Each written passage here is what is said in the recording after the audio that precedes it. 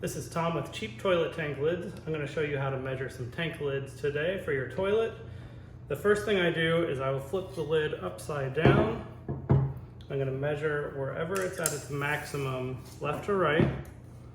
So this one is 17 5/8. Always try to measure to the nearest eighth of an inch. This one is 8 1/8. See if I can get a better angle on that for you to see.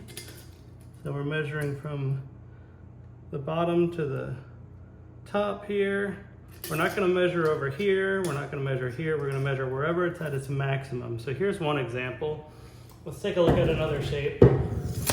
This lid is a little bit different shape.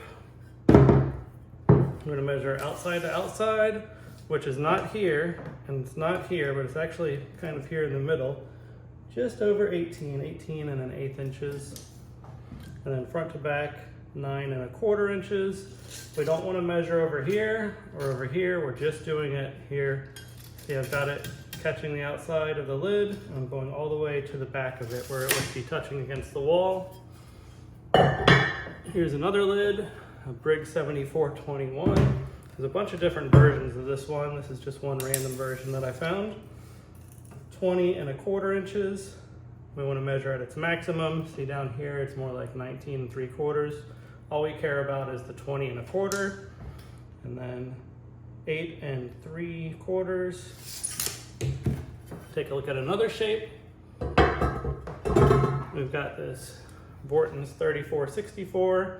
And here's something to point out. We don't want to measure on the top, because if we measure the top at its maximum, we're going to get about 18 1/2. But if we flip it over, it's actually wider on the underside. So we always go with the underside, where it is 19 1/4. And then different than the other ones, this one's smaller in the middle. So we don't want that measurement. We want to go out where these pointy areas or nubs are, 9 inches. And that's the important measurement there.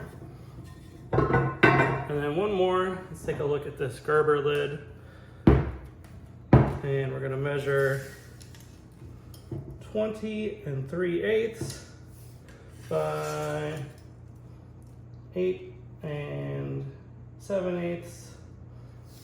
And so always try to measure within about 1/8 of an inch if possible. And also make sure you're using a real tape measure or measuring stick. Don't use your phone, the app built into it, because it's not going to be as accurate.